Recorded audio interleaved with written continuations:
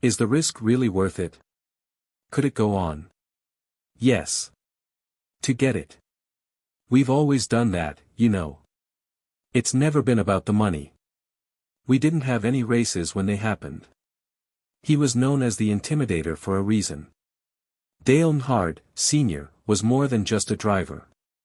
He won 76 races, won millions of dollars in prizes, and left his mark on the gravel at Daytona. In Southern motorsports, he was a sign of fearless control and unbreakable grit.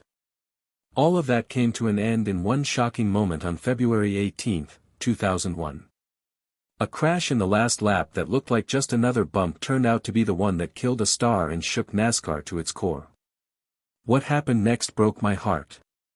What really happened on the last lap at Daytona? He had been here before. The track, the crowd noise, and the scary fast turns are all the same. Dale Earnhardt's church was Daytona. He knew all of its high banks and long straights inside and out. He had won it, bled on it, and put medals above the finish line. However, he wasn't in first place in the race that February afternoon. He was busy with something just as important. He was watching out for it. On the very last lap of the 2001 Daytona 500, Dale Earnhardt Sr. was keeping the pack back. There was a fight for first place between his son Dale Earnhardt Jr. and his driver Michael Waltrip. Dale Sr. was following them in his car and stopping, sliding, and protecting the inside line like a bodyguard. It was a planned and thought-out move. He was no longer just racing for himself. He was captain of his team in a fast-paced game of chess where one mistake could mean disaster. Then it happened as they went into turn 4, just seconds before the checkered flag. Sterling Marlin's car got into the back quarter panel of Earnhardt's car. It was not rough. It was the kind of impact that goes on a lot during races. But at 150 miles per hour, even a small push can kill. There was a small dip in Earnhardt's car, and then it snapped back up and toward the wall.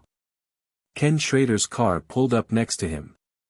When the two cars hit each other, Dale's number 3 Chevrolet hit the outside barrier head-on. Things didn't look terrible. Not at first. The car ran into the wall and stopped. There was no fire, no exciting spin, and no parts going off. It was a crash, but not so bad that it would make people in the stands gasp in shock. In fact, it looked like it could be survived. Dale had walked away from this kind of wreck 100 times before, but this time was different. The first person to get in touch with him was Ken Schrader. He got out of the wrecked car he was in and ran to the driver's side of the third car. He quickly turned away after seeing what he did. His face changed. His posture got worse. He told reporters afterward that he wouldn't talk about what he saw. He ran away, not to protect Dale, but because he knew he was about to die. The medical teams got there quickly. They rushed Earnhardt to Halifax Medical Center after pulling him out of that. The world was ready. Fans didn't say anything. The pit workers stopped moving. Broadcasters, who are usually eager to talk and get excited at the end of the race, spoke quietly. NASCAR had just changed in a way that would never go back.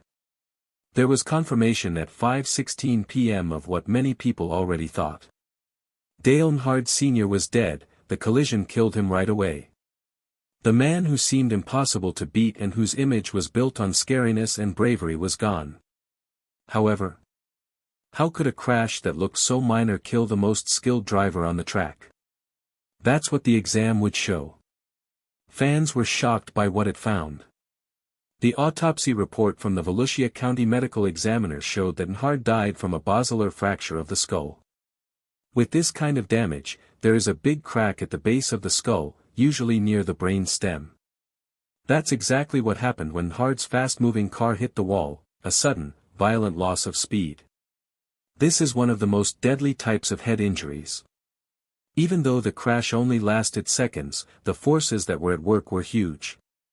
The break was called a ring fracture that went around the base of the head. When this kind of damage happens, the brain stops working right away.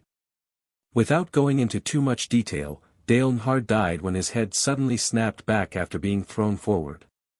It was quick, quiet, and over. It wasn't painful or aware, it was just sudden, unbreakable silence.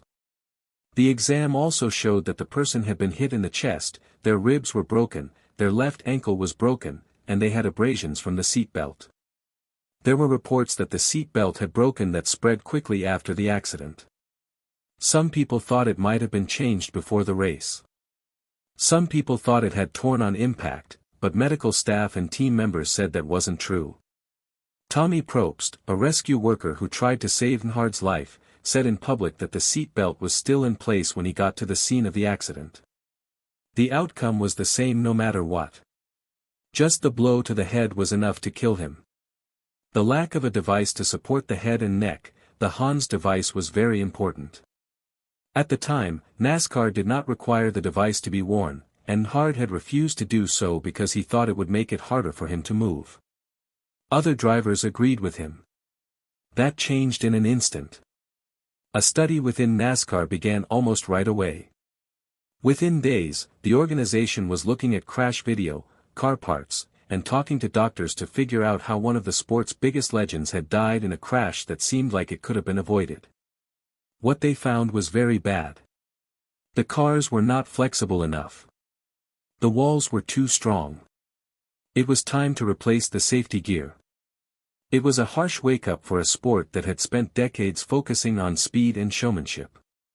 One thing became very clear when Earnhardt died. It had to get better. It did happen. Within the year, new safety rules were put in place. The Hans method had to be used. The inside of cars was changed to better absorb energy. Crash walls were remade with barriers that were safer. Panels made of steel and foam that absorbed kinetic force and lessened blunt impact injuries. The cockpits were made stronger. Helmets got better. Even the seats were changed to make them safer for the driver's head and back. Dale Earnhardt's death was more than just the end of an era. It was the start of a change. Even though he was gone, every driver who has survived a crash since then owes something to the memory he left behind.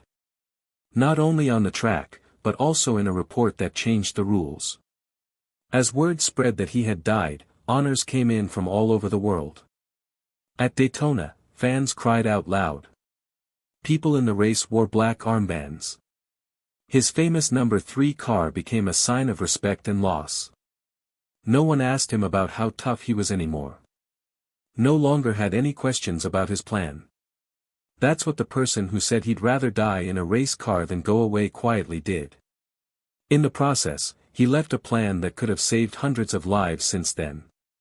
But the people who were there that day, especially his son Dale Earnhardt Jr., were in a lot of pain. It was about them. You will never forget seeing your father die in front of you at 200 miles per hour. For Junior, the sadness turned into drive.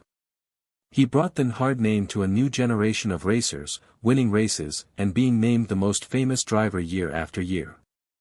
Along the way, he pushed for safer racing conditions. There's something scary about how Dale Earnhardt died. Not because it was exciting, but because it was quiet, quick, and hard to see for someone who wasn't paying attention. No smoke or fire, just a man who had been through everything the sport could throw at him and lost because of a single accident. And maybe that's why everyone remembers it so well. It could happen to anyone if it could happen to him. How one death changed a whole sport. As soon as it was clear that Dale Earnhardt Sr. had died, NASCAR's culture changed. It wasn't just sadness. It was time to count.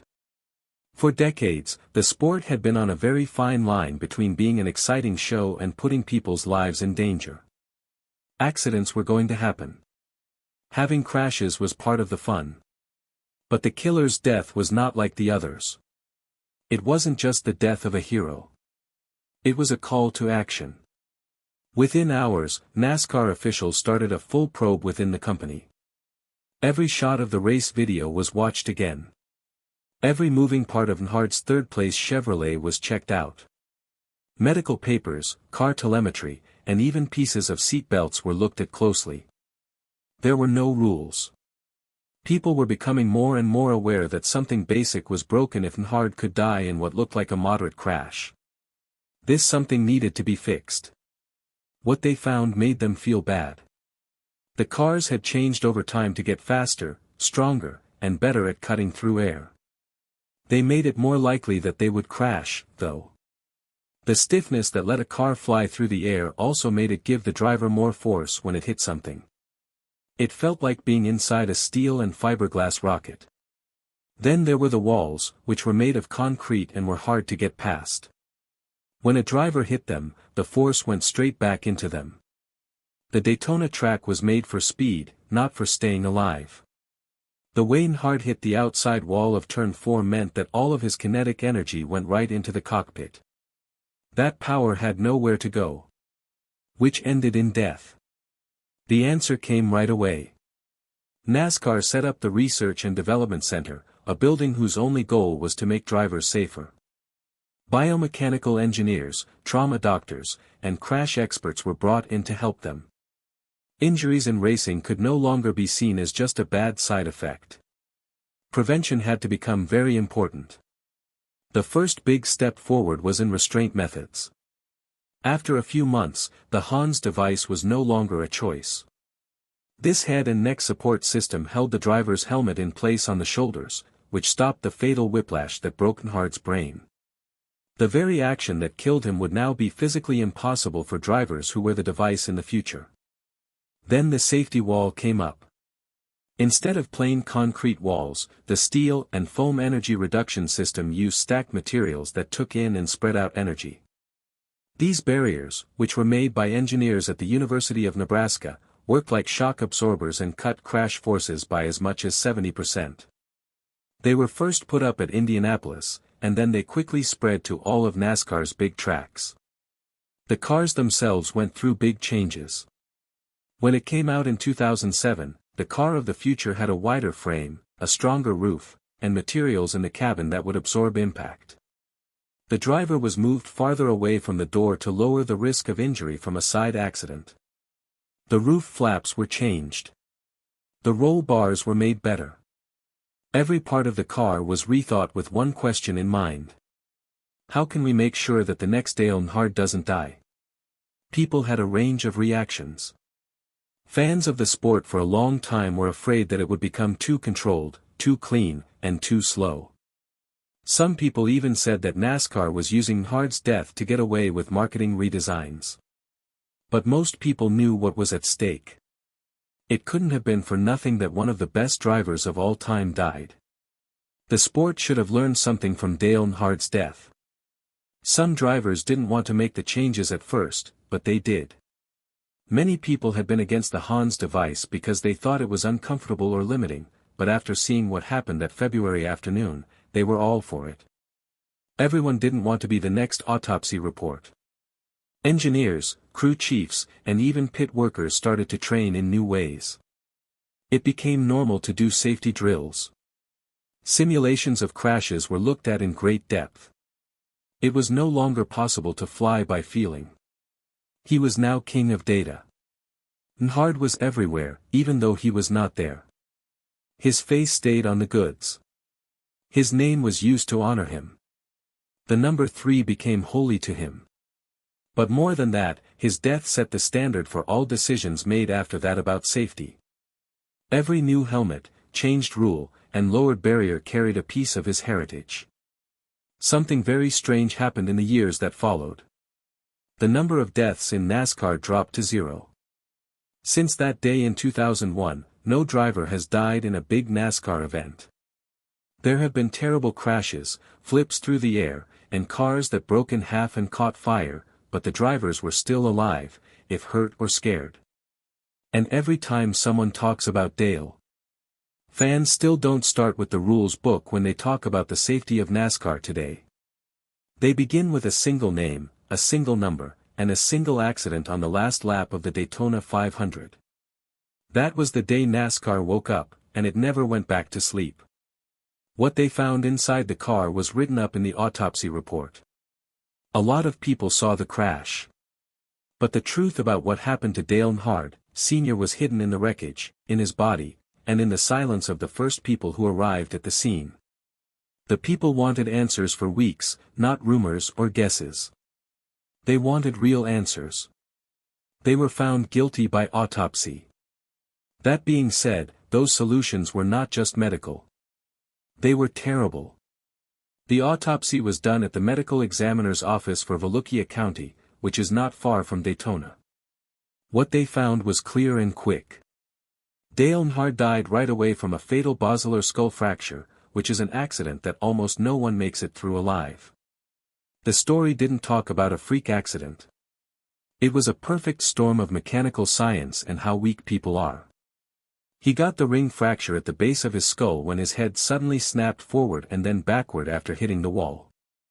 Without a headrest, neither the helmet nor the seat could have stopped that, and Earnhardt wasn't wearing one. The brain was hurt, but it wasn't the only part. The autopsy showed that the 5-point harness caused serious chest trauma, broken ribs, a fractured sternum, and a fractured left ankle. A lot of attention was paid to the seat belt itself. Some people said it was cut, while others said it broke when it hit something. There looked like a tear in the photos. There were a lot of crazy ideas. A NASCAR probe was started to check the integrity of the belt. They talked to safety experts, looked at manufacturing specs, and looked at crashes that happened before. Tommy Probst stood by what he saw when he tried to revive Dale on the track. The belt was tight. But some, like people on the Richard Childress race team, said the belt had been completely torn apart. It was a secret that made the pain worse. It was even called into question where Earnhardt's place was. Some people thought it was fixed too low or leaned back too far. Was it a choice for ease, a desire for visibility, or a mistake that made it more likely that someone would die? The study didn't find a clear answer, but it did bring up an uncomfortable truth.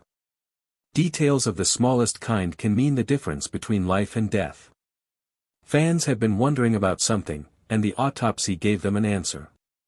Did he go through pain? No was the answer.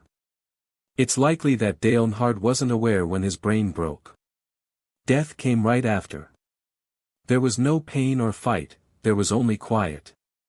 And maybe that made it worse because the man who had been in fires, cars that flipped over, and broken bones, the man who had seen death more than once, was taken in an instant by something that couldn't be seen. Flames, sparks from impacts, or any other sign gave them away. It was just a twitch of bad physics at the wrong time. You would be wrong, though, to think that the study closed the case for NASCAR. It made things worse. It let doors open. It called for change. It also started a quiet war in the sport. History and life are at war. It wasn't about how Dale Earnhardt died anymore. It was how many more people would die if nothing was done. The effects of the autopsy report were felt right away. NASCAR was already in shock from the public's sadness. It had to face a hard truth now, though. It was no longer enough to use the old ways of doing things and thinking. It was no longer possible for safety and racing to respond. It had to take the lead. To do that, they had to do more than tweak cars. The culture had to change. Many drivers had been against safety improvements for years. Some people in the paddock made fun of the Hans gadget that came out in the 1990s. Drivers thought it made it harder for them to turn their heads. Some people said it made them feel suffocated in the cockpit. You can hear Dale Earnhardt himself criticizing it a lot. He thought that racing was supposed to be scary and that new safety features shouldn't hurt speed or freedom. That assumption was broken as soon as the results of the autopsy were made public. Within a few weeks, the Hans device was worn by the best drivers at every race. Within a year, it had to be done. That change can be easily linked to the spot where Dale Earnhardt's black number 3 car hit the wall and to the medical report's cold, clinical conclusions that came after. Along with the crash data, the Earnhardt report is a 300-page document from NASCAR that includes forensic analysis, seatbelt tests, and high-speed video from every angle. It proved that the forces involved in the crash were well below what would have been needed to survive without the right safety gear. The broken head could have been avoided. It shocked everyone to learn that Dale Earnhardt could die in a crash that looked so normal. It meant that no one was safe. Every driver on the grid saw themselves in that cockpit all of a sudden. And each team owner began to wonder if their cars would be the next big thing in the news across the country. Because of the study, what became known as the car of tomorrow was made. A system that NASCAR started using in 2007 that is safer, more stable, and less likely to crash. But changes were happening even before that. Crash data recorders, new rules about how harnesses should be worn and kept, seat mounting angles, and most importantly, the building of safer barriers at all tracks. But even as the business changed, the conspiracy ideas wouldn't go away. Some fans said that the autopsy report had been changed. Many people thought that NASCAR had lied about some things to avoid being sued. Some people even said that Earnhardt was more likely to get hurt because he had hurt his neck before the race. There was never any proof for any of these claims, but they showed how deeply the loss affected them emotionally. People didn't just want an end. They needed to know. And sometimes it felt too easy and cruel to say that a helmet wasn't enough or a seatbelt tore. Since then, the body has been looked at many times more. The public talks about it again on every occasion, big crash, and close call. Medical workers have said nice things about how openly NASCAR talked about the results. Safety experts still use Earnhardt's crash as an example to teach new drivers, and many present drivers say that moment saved their lives. Something scary was shown by the black box info from Dale's car. He didn't have time to answer. The wheel on his car hardly moved. He never put his feet on the brake. It was over before he even knew what was going on. That may be why so many people are still scared of it. Even though Dale Earnhardt was very skilled, had a lot of knowledge, and was very confident, physics could still hurt him. He was a person. He had a body. And the crash didn't care about what he left behind. The world did, though. What happened next turned one last effect into lessons that will last a lifetime. The shock started to wear off, but the truth stayed the same. NASCAR had to earn back the trust of both drivers and fans. Transparency became very important. After major accidents, the governing body started to release more information, which explained the mechanical forces at play and the safety measures that help drivers stay alive. These changes were not made to get more attention. They had to do with school. Dale's death also caused other racing races around the world to talk to each other. Before, Formula One, IndyCar, and even the World Endurance Championship didn't share safety research with NASCAR as freely as they do now. No matter what the badge on the front of the car says, what killed Dale Earnhardt could kill anyone. So, motorsport started to move forward as a whole, not as a bunch of separate countries. The mental health of drivers was one part of the autopsy scandal that wasn't given enough attention. For years, drivers had been taught to hide their fears, act strong, and never show weakness. Things changed for the better after Earnhardt died, though. Over time, drivers opened up more about the risks they were taking, their fears of leaving their families behind, and the pressure they felt to keep racing after seeing terrible things happen. Teams could get help from counselors. The Earnhardt family and others who were touched by the event got help with their grief. NASCAR has always been a sport for families. The mental cost of what the sport asked its athletes to go through was now being taken into account. Then there were the fans. Dale Earnhardt was more than a driver for a lot of people.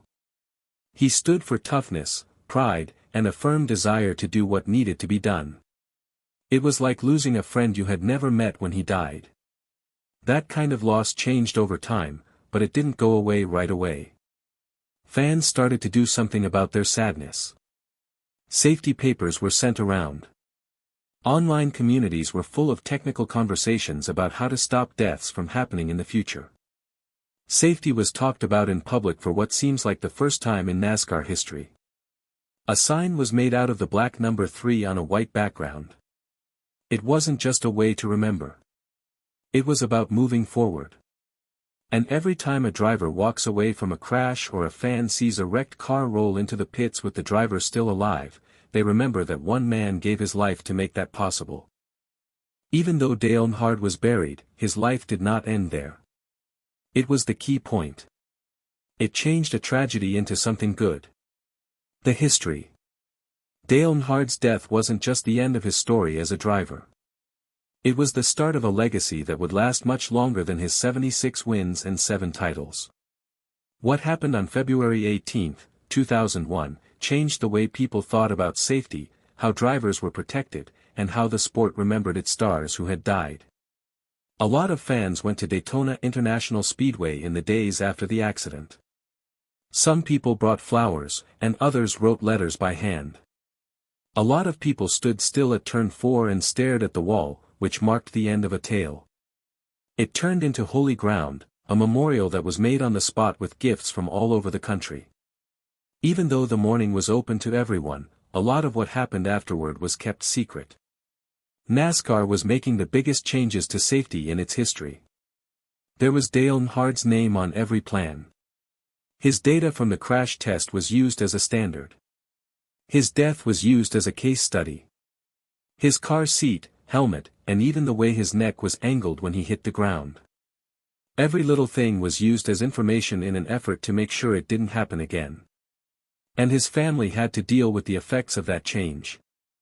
Dale Earnhardt Jr. went back to the track to race, not just to win, but also to leave a memory. As the sport's next star, he earned respect not only for his skill but also for how he passed on his father's legacy. For 15 years in a row, fans chose him as NASCAR's most famous driver.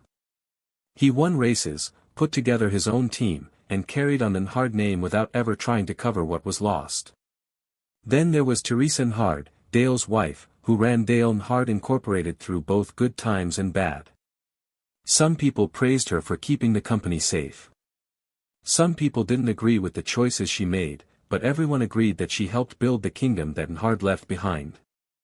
The third number hasn't been used for more than 10 years. It wasn't changed. No one asked them to. People stopped touching it, but it wasn't officially banned. Instead, it was seen as a number that only belonged to one guy. When it finally got back to the track, it was with Richard Childress's grandson, Austin Dillon.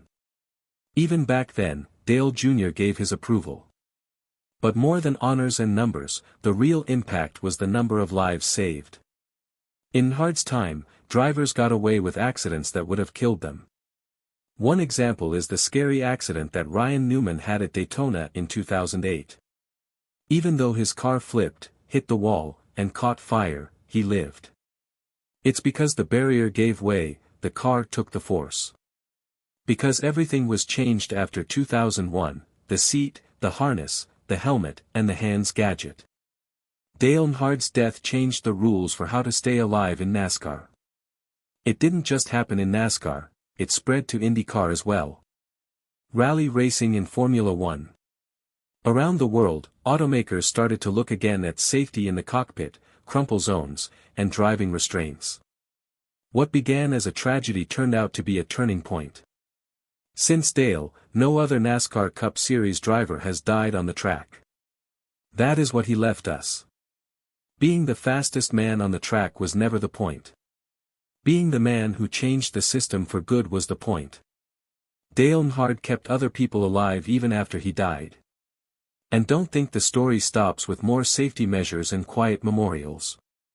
Fans who still wear black number 3 caps to every race and kids who still watch races with their dads and talk about the last lap show that Dale Earnhardt is still alive. He is still in the noise of the engines. Still taking in the smell of rubber on the road.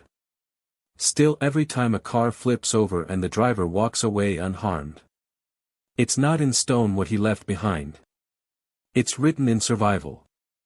However, Dale Earnhardt's impact did not end with the track, the fans, or the rules.